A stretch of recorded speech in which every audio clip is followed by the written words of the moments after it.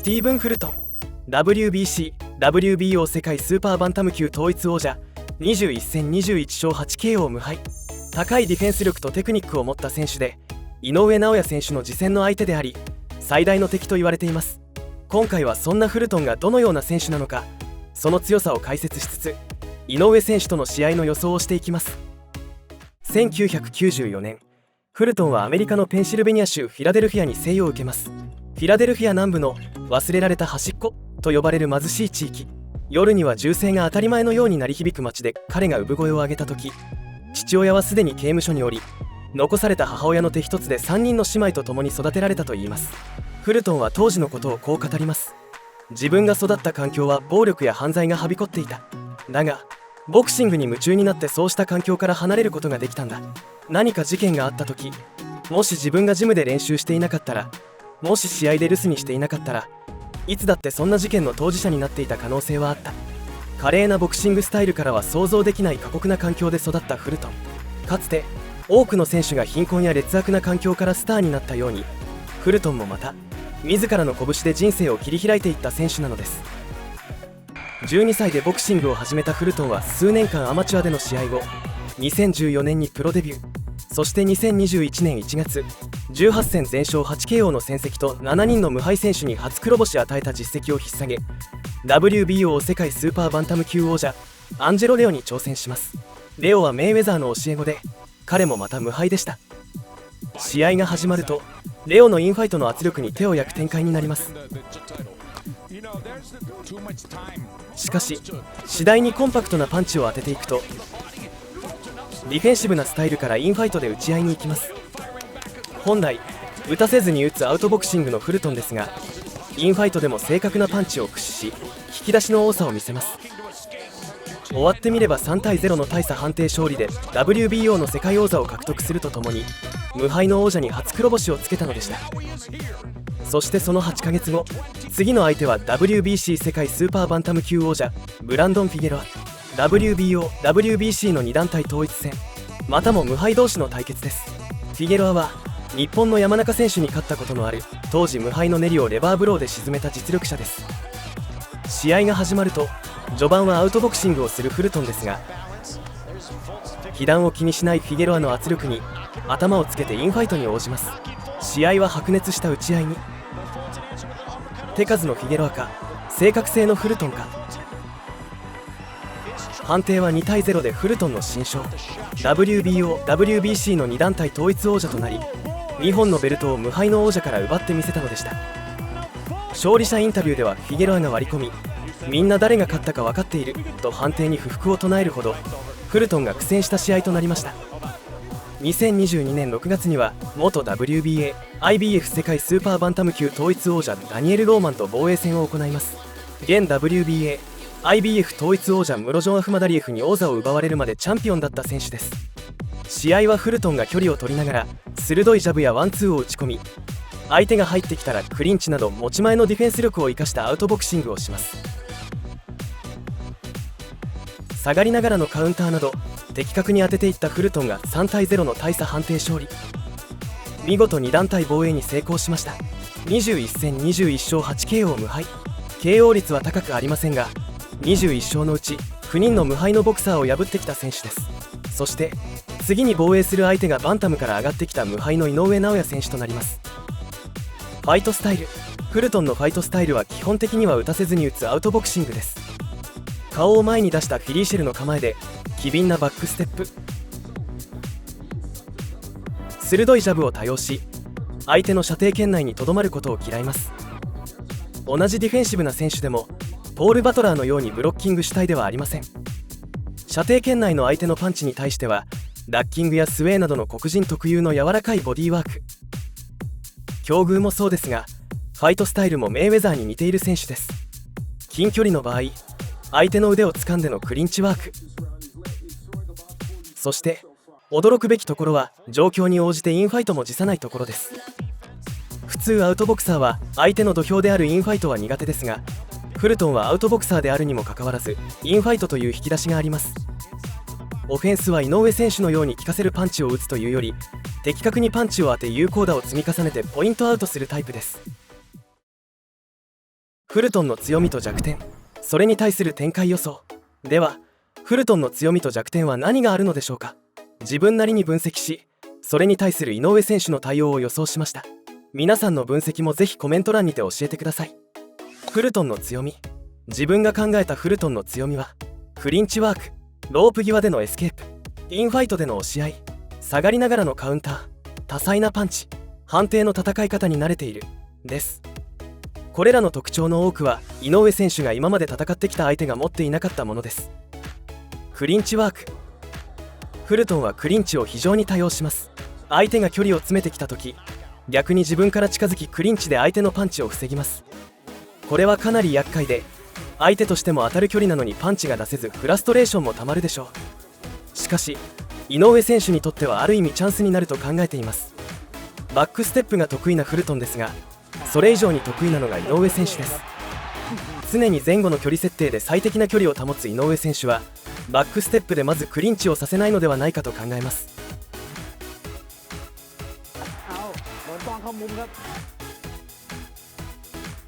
そして距離を作ってのボディ、これが決まればフルトンも次第にクリンチしづらくなると思います。腕を掴んでくるフルトンですが、過去に井上選手は相手を押し、掴まれそうになった腕を引きながら回るようにステップして回避しています。他にも離れ際の飛び込みフックなどクリンチをチャンスに変える要素はあると思います。しかしながらフルトンは上半身の入れ替えを使ったり、体格も違うので同じように通用するとは限りません。井上陣営も間違いなく対策はしてくると思うので、どんな対応を見せてくれるのか楽しみですね。ロープ際でのエスケープ。バックステップで距離を取るフルトンはロープに詰められるシーンが多いです。ですので必然的にロープ際での攻防が多くなります。そこでよく見られるのがロープ際でのエスケープです。相手を引きつけてからサイドステップ、フェイントを交えてのサイドステップ、ボディーワークを交えながら回避します。これにはフック系のボディが最適解だと考えています。ロープ際では当然後ろに下がれないので、横の動きで攻撃をかわす必要があります。ですのでアッパーやストレート系の前後のパンチよりもフック系のパンチ、そしてフルトンはボディーワークで顔を動かしているので当てやすいボディという選択になります。現にフルトンはロープ際に詰められた際、ボディフックの被弾が多く見受けられます。ニエベス戦で決まったレバーブローのようなショットが見られれば最高ですね。インファイトでの押し合い。フルトンがアウトボクサーでありながらインファイトもできる理由がこれにあると考えています。フルトンはインファイトの際、頭をつけながら体重をかけ相手を後退させます。この状態では当然相手は強いパンチを打つことができなくなります。過去インファイトでも強さを見せてきた井上選手ですが、今回は初めてのスーパーバンタム。パンチ力は井上選手に分があっても押し合いでは体格差が顕著に出ます。今回の試合で階級の壁があるとすれば、パンチが効かなくなることよりもこういった場面かもしれません。井上選手の場合、そもそも頭をつけてのインファイトをしないと思いますし、フルトンが仕掛けてもバックステップでさせないと思いますが、過去に足がつってインファイトせざるを得なくなったように、何らかのトラブルで足を使えなくなった場合は危険と思います。下がりながらのカウンター。フルトンは下がりながら動きながらカウンターを打つのが得意な選手です。基本的にはダウンを取れるようなパンチは打ちませんが、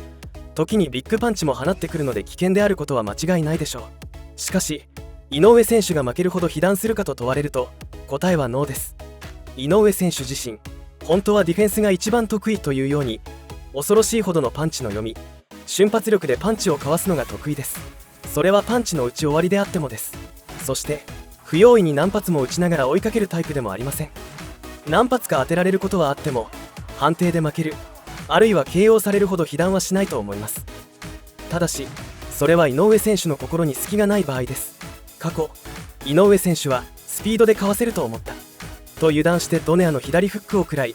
苛立っていたマクドネル戦ではノーガードでラッシュをかけカウンターを被弾していました。時々ガードがおろそかになると言われている井上選手ですので、一瞬の気の緩みからビッグパンチを被弾しないとは限らないです。しかしながら今回は井上選手自身、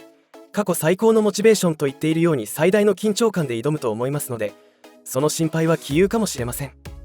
多彩なパンチ。実はこれが一番厄介なポイントかなと思っています。フルトンは多彩なパンチを放つ選手です。得意のジャブにしてもまっすぐなジャブや斜め下から突き上げるようなフリッカージャブ、ボディジャブ、ノーモーションの右ストレート、オーバーハンド、コンパクトな左右のショートフック、チェックフック、高速のロングフック、接近戦でのショートアッパー。パンチの種類が多ければそれだけ様々な軌道、角度で攻撃が飛んでくることになり、ディフェンス、カウンターの難易度が上がります。ノーモーションの右ストレート、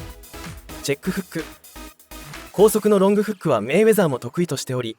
ファイトスタイルからもフルトンはかなりメイウェザーに影響を受けていると推測します。井上選手はパンチを見切るのが得意で、いつも 1,2 ラウンドで間合いを見切ることが多いですが、今回は時間がかかり慎重な戦いになるかもしれません。ただ見切ってしまえばジャブに右クロスを合わせていくのではないかと思います。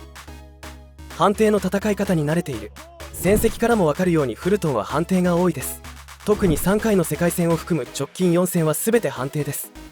フルトンのファイトスタイルも倒すボクシングではなくポイントを取るスタイルで、今回の試合も判定勝利を狙いに来るでしょう。一方井上選手はほとんどが KO 勝利、多くが序盤で KO しています。長いラウンドの戦いとなった場合、経験値はどうしてもフルトンに分があります。しかし井上選手が判定負けするほど被弾する姿は想像できません。タッチボクシングをされても有効打では井上選手が上回るのではないでしょうか。そしてフルトンがボディを効かされれば足が使えなくなり、打たせずに打つ一方的なアウトボクシングは難しいと思います。フルトンの弱点、そして自分が考えるフルトンの弱点は、ボディ、ディフェンスは得意だが超一流ではない、バックステップのスピードはさほどない、L 字ガードだがショルダーブロックを使わない、一撃のパワーはないです。ボディ、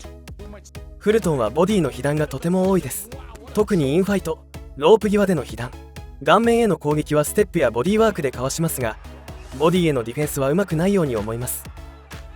特にボディを受けるときに体をひねり威力を受け流そうとしますが、肘を内側に巻き込むような形でブロッキングします。このようなブロッキングは横に隙ができ、井上選手が得意とする外から回り込むようなレバーブローが当たりやすいと思われます。ここはかなり相性がいいと考えています。しかし当然フルトンも井上選手のレバーブローは警戒していると思うので、どういう対策で来るのか楽しみです。ディフェンスは得意だが超一流ではない。ディフェンスが得意なフルトンですが、かつてのメイウェザーやウィテカー、前世紀のリゴンドーのようなアンタッチャブルなディフェンスの持ち主かというと違うと思います。反応速度や瞬発力、間合いのうまさなど突出したものではなく、実際被弾シーンもそれほど珍しくありません。バックステップのスピードはさほどない。バックステップを多用し距離を調整するフルトンですが、瞬間的なスピードはなく、先ほど挙げた選手のように出入りが多いわけではありませんし、リゴンドーやロマチェンコほど多彩なフットワークを持っているわけではありません。そしてバックステップは井上選手の方が得意としており、最大の武器と言っても過言ではないでしょう。バックステップ、追い足ともに井上選手の方が速く、そこまで脅威ではないと思います。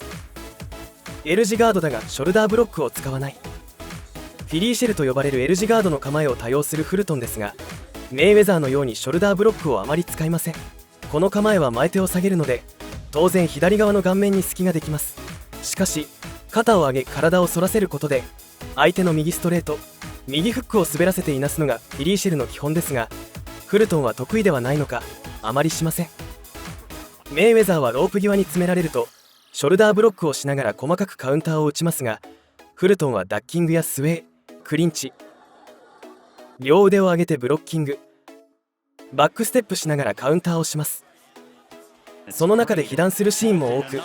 井上選手のキレのあるパワーパンチが正確に決まればかなり効かされてしまうでしょう。ブロッキング中も被弾があり、ブロッキングだけで言えばバトラーの方がうまいと思います。ショルダーブロックがない分、右ストレートや右フックの被弾が多くなります。距離とタイミングが合えば井上選手のオーバーハンドやストレートがヒットするのではないでしょうか。一撃のパワーはない。フルトンは一撃で効かせるタイプではなく、コツコツ当てていって蓄積させるタイプです。ビッグパンチをヒットしてもダウンは取れないことが多いです。格闘技において終始どれだけ優位に進めていても、一発のパンチで試合をひっくり返されることがあります。人間同士の戦いですので、どの選手にもそのリスクはつきものです。しかし対フルトンにおいてはその確率はかなり低いと思います。試合予想。以上のことから井上選手がボディか右クロスで KO。 時点で大差判定勝利。フルトンの判定勝利が 9%、KO 勝利が 1% と予想します。この試合はボディが鍵になると考えています。序盤は長身のボワイオやマクドネルと戦った時のようにガードを高く上げプレッシャーをかけ、テンプルなど顔面に効かせて KO のパターンでもボディを効かせてからと想像します。しかしながら初のスーパーバンタム、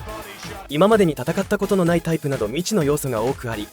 これまでで最高に緊張感のある試合になることは間違いないです。皆さんはどう予想しますか？ぜひ展開などをコメント欄からお聞かせください。